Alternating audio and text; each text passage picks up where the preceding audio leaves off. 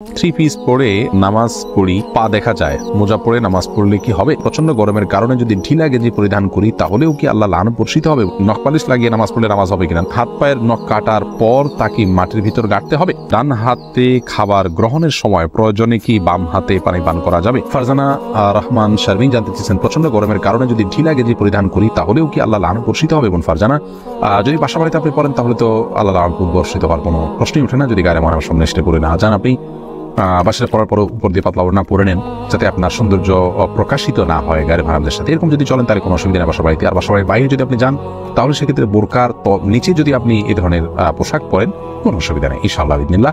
অর্থাৎ আপনার পর্দা বাইরে যখন যাবেন পর্দা মেনটেন করতে হবে। গরম এর কষ্ট যত বেশি, জাহান্নামের গরমের কষ্ট তার চেয়ে অনেক বেশি। অতএব পর্দা লঙ্ঘন যেন না হয়, পরপুরুষের সামনে যাতে আপনার পর্দা লঙ্ঘিত না হয় সে বিষয়টা আপনি খেয়াল করবেন। নখ পালিশ লাগিয়ে নামাজ পড়লে নামাজ হবে কিনা? নখ পালিশ লাগিয়ে যদি আপনি অজু করেন তাহলে অজু হবে না, আর ওজু না হলে নামাজ হবে না। অতএব বলতে পারেন নখ পালিশ লাগিয়ে অজু করে নামাজ পড়লে নামাজ হবে না। কিন্তু যদি অজু অবস্থায় নখ পালিশ লাগিয়ে আপনি নামাজ পড়েন অজু অবস্থায়, তাহলে ওই নামাজটা হবে। পরবর্তীতে আবার যখন নামাজের সময় হবে বা অজু ভাঙবে তখন আপনাকে নখ পালিশ রিমুভ করে তারপর অজু করতে হবে। অন্যথায় এটি জায়েজ হবে না। মা বোনরা মাসিকের দিনগুলোতে নেল পালিশ ইউজ করতে পারেন, কোনো অসুবিধা নেই, যেহেতু তখন নামাজের অপশন তাদের নাই। কিন্তু পরবর্তীতে আবার নামাজ যখন শুরু হবে তার আগে তাদেরকে সেটি রিমুভ করে নিয়ে তারপর উজু করে নামাজ পড়তে হবে। হাত পায়ের নখ কাটার পর তাকে মাটির ভিতর গাড়তে হবে, যেহেতু এটা মানুষের শরীরের অংশ। ময়লা আবর্জনা ফেলার জায়গায় না ফেলে এটাকে কোনো মাটিতে দাফন করলে সেটা উত্তম, ভালো কাজ। কিন্তু এটি ফরজ ওয়াজিবের মতো কোনো কাজ না, যেটা না করলে গুনাহ হবে।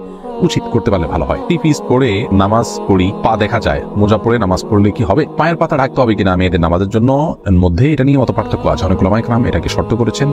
আমি ব্যক্তিগতভাবে এই মতটা চাইতে, যারা বলেন যে পায়ের পাতা পাতা বলতে পায়ের পাতার তলের অংশ এটা ঢাকার শর্ত দিয়ে থাকেন, তাদের মতটাকে আমি সমর্থন করি না।